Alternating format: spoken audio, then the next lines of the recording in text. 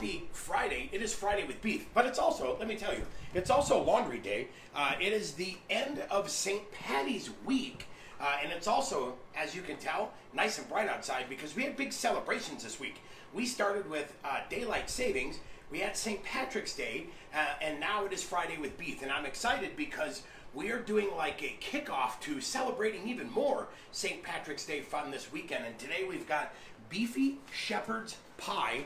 I will have Miss Annie zoom right in there for you, but hey, welcome. I'm Chef Jason, representing Colorado Beef Council tonight. We're hanging out in my kitchen, getting ready for a fun Beefy Shepherd's Pie tonight. So as you check in, like we always say, please say hi. Let us know where you're watching from.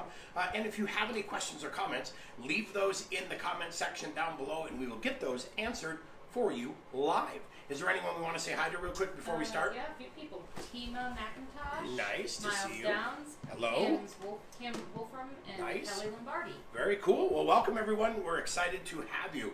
Like I said, it's been a great week. We started off with daylight savings, which gave us more light at night, which is super cool. We had St. Patrick's Day, and now we move into how to maybe use some St. Patty's Day leftovers if you have them to make a great creation like the Beefy Shepherd's Pie. Or, I'll tell you, if you bought beef from your local rancher or local producer, you will know that you get a little bit of extra ground beef. Anytime you buy beef and you buy a quarter, a half, or a whole animal, you're going to get that a good accompaniment of ground beef. So we wanted to give you some fun ways to utilize that up as well. Now tonight, super easy recipe as well. Not a lot of ingredients. It's going to be an easy cook time, a fast cook time, but really get you from package to plate or saute pan or oven to plate so you can eat really, really fast, which is very cool. So come on in, babe. Let's talk. As always, my wife Annie is behind the camera, so make sure you wave and say hi to Miss Annie. But let's walk through ingredients real quick, and we'll show you what we have before we get kicked off here. So we're starting off with a pound of ground beef, and it calls for that 90 to 95% lean. We went with an actual 80-20. Sorry, 80-20. I want to get just a little bit more fat in there, and then we've got one one yellow onion, already diced and ready to go. We've got some beef gravy, some frozen peas and carrots, and then here's a couple ways we can alter the top of it. You can use Parmesan cheese, the recipe says Parmesan, or you can use some of that, this is like that farm-style feather shredded cheese, a little cheddar and Monterey Jack as well. And then seasoning-wise, we're gonna use a little bit of pepper, or you can use kind of your favorite all-purpose rub. And then the topper, mashed potatoes, because, I mean, they're mashed potatoes. It doesn't get any better. Now, we have a YouTube video that we did for this as well, so you can go to cobeef.com, Colorado Beef Council's website. Up top, there's a tab called Cooking. You click on that, you will find all of the recipes, including today's recipe and more. This is week number 21. Can you believe that? It's the 21st time we've gone live hanging out with you, cooking on a Friday. So head over to cobeef.com, grab today's recipes and videos. Like I said, we've got a YouTube video for today's recipe all set and ready to go, which means this is now like the fourth or fifth time we have enjoyed this. But don't tell Annie, because I only brought it home once. The rest of the time we enjoyed it at the office. What? Al Gaxetter likes your apron. Hey, thank you. It's my new apron. It's my Colorado beef apron. It reminds me of being out on the ranch hanging out with all my Colorado friends. Speaking of my Colorado friends, listen, when you go to cobeef.com, there is also a tab where you can find your local rancher or producer that is selling the amazing and wonderful Colorado beef. So if you want to support local and you want to load up your fridge, your freezer, and your bellies, head over to cobeef.com and grab all of the, it's a map, it's a cool map. You click it, shows you who has beef available for you. And there's some fantastic producers on there. Question? Tammy Ellis, who might be cooking along with us, wants Yes. to know how much mashed potato. So it is, let me double check that real quick. I don't actually follow that. It's 2.5 to 3 cups, but I always say add more if you want. So 2.5 to 3 cups of mashed potatoes on top, and you can totally make your own mashed potatoes. You can use those convenience mashed potatoes if you want. I'll tell you, either one is gonna work really, really good. So let's start. You wanna give them a peek of what we got in the oven? Yeah. All right, check it out, you guys. That is what we have in the oven because, you know, through the magic of TV, we want to make sure that we're done and set and ready to go. So actually, let's shut this guy off now. But, all right, so here's what we're going to do first. Go ahead and heat our pan up. We're going to go over high heat real quick because we want to make sure we get that pan heated up nice and fast. All right, so we'll let it heat up for just a minute. And then we're going to start off with the beef and the onions. like I told you, this recipe is really fast. It's really easy to do. And if you're looking for something that delivers a great flavor, but fast because you've got busy lifestyle, this is definitely going to do it. So I'll put that beef in. I'm just going to push down on it a little bit just to kind of break this down into some smaller pieces here. And then as that pan heats up, once I hear the sizzle, right, it's starting to render off a little bit of fat like that. Hear that? Yeah, when we're talking. Oh, sorry. So we put... Oh, guys, she's on fire tonight. All right, so once the beef starts to sizzle, like that, we'll go ahead and add our onion over there. And then dice the onions as small or as big as you like. I'll give you my pro tip of the day. If you dice the onions smaller, finer, they're actually almost going to kind of just melt into that dish, so they won't be as present as normal. So, all right, we'll let that beef start to render. We'll start cooking that. And basically, I'm not adding anything extra, right? I didn't add any extra fat. I'm not adding anything. I'm utilizing what is there to get my onion sauteed. Like the recipe says, use that 90 or 95% lean. We went with 80-20 today because I wanted a little bit more fat in this to get those onions sweated down. Not that you wouldn't do it the other way, but you know, like that. I don't know what to tell you. All right, we'll get that going here. What I'm looking for is I want this to be about 90% of the way cooked, that beef. So we'll just keep doing that. It only takes about 5 minutes. This recipe is super, super fast.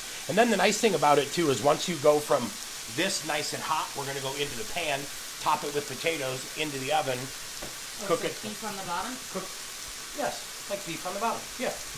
Shepherd's pie. Somebody say that, beef on the bottom? No, I said. Yeah, it's beef on the bottom.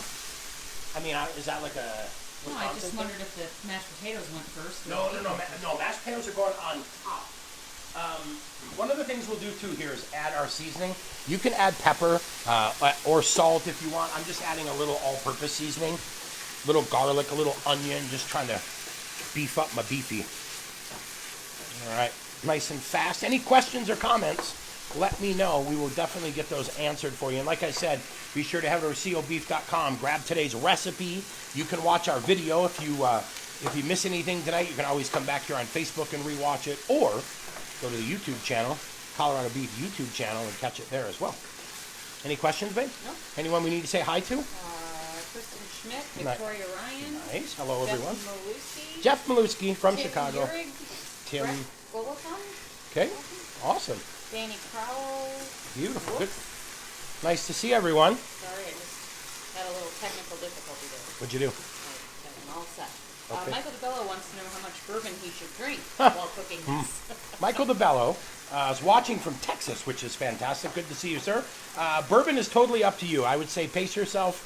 This is about a 15 to 20 minute duration recipe. So, I don't know. I mean, I guess there's time to do whatever you want, right? All right. So we're getting that cooked off nice and neat. Now, once the beef starts to cook, go ahead and add your frozen peas and carrots. Don't worry about them being frozen either, because they will totally defrost in here, which is exactly what you want. So just give them a little saute. Quick little stir in here. Let those guys defrost a little bit. This is so good. I did bring home leftovers of this one of the times we made it at our studio, and we ate it pretty fast, I will tell you. I'm sorry, who? I finished it off quite handsomely. Yes. Oh, didn't we give some to your mom too? No. We didn't? Oh. Boy, I'll tell you what, apparently I am not good at sharing my beef. That's all right. Okay, so recipe says beef gravy. You could totally use mushroom gravy as well. I'm just using beef gravy just because, I mean, I like mushrooms, but I think the beef does fine. And then I went through and rinsed out the gravy jar just a little bit. Question, my dear. Jeff wants to know if you can use pearl onions. Oh yeah, totally. You could use pearl onions. That'd make it fancy. Yeah, totally fancy. Just know, I mean, if they're frozen, let them defrost for just a couple seconds before you put them in here. Because those pearl onions tend to have a lot of water in it. All right, so let's turn this heat down a little bit. What I'm going to do now is add that beef gravy like we did.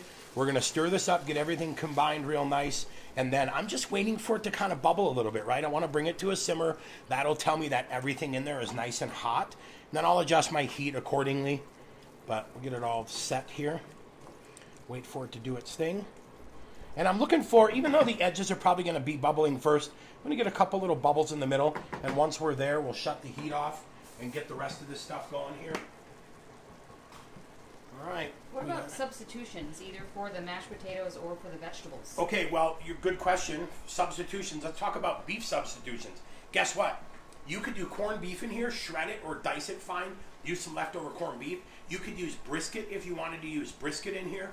If you had any leftover steaks, I'm just saying, it happens sometimes. You cook too many. If you had leftover steaks, you could cut those up, dice those up nice and small, and add those in here. And then, like we said, the ground beef works fantastic as well. Vegetables, I'll tell you what, I'm a huge fan of the carrots and peas. You could totally add the pearl onions. Those would do an amazing job.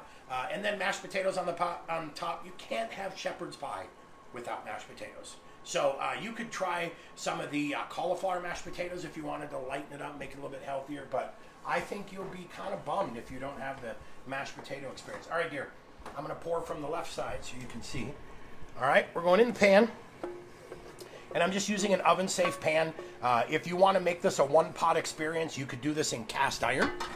Do it in a cast iron skillet, and then go ahead and put the potatoes on your top of your skillet. Throw that right in the oven as well. All right? Smells good. Does, right?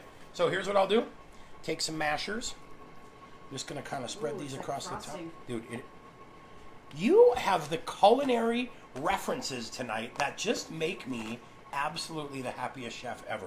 Yes, we are frosting our shepherd's pie. That is like with potatoes. With potatoes, because I mean, I don't know. I think potatoes and frosting are pretty solid. But all right, so just go ahead and spread that out. We're not going for beauty points here, right? I will tell you, I like to do the mashed potatoes kind of in the center and get those all kind of doing their thing. And I like to leave a little bit around the edge just so it bubbles and does its fantastic little glurp in the oven. And just comes out beautiful. All right, now, like we said, if you want, use Parmesan. That's going to give you a punch of salt, right? Parmesan is always a little bit salty. Or if you want, kick it up with a little bit of that creamy, this is called feather shredded, or kind of that farm-style shredded cheese. And that's going to be cheddar, which is a sharp cheddar, which will give you a nice, yeah, that's good. That'll give you a nice sharpness. And you get a little bit of that Monterey Jack. So, let's be careful here not to burn another kitchen towel. All right, look at this. So, let's take this guy out. What do you think of that? Looks good. All right. Now we're going to put this guy in. I will tell you, I put this in for about 12 to 15 minutes is what you're going to want for cook time on here, just so it's bubbly. Come on over, babe. I'll try not to burn my hand, but look at that. And that's what you want. We've got those potatoes on top covered in that beautiful, beautiful cheese. And we are good to go. Now what I will do is find my... Let's grab a little plate. Let's let that cool for just a minute. Do we have any questions, quick? Nope. Nothing? No questions. So quiet. It's drooling. It's Friday. I don't know. Is it like 5 o'clock or 6 o'clock? It kind of smells like holidays. Like holidays? Yeah, it does kind of smell like the holidays.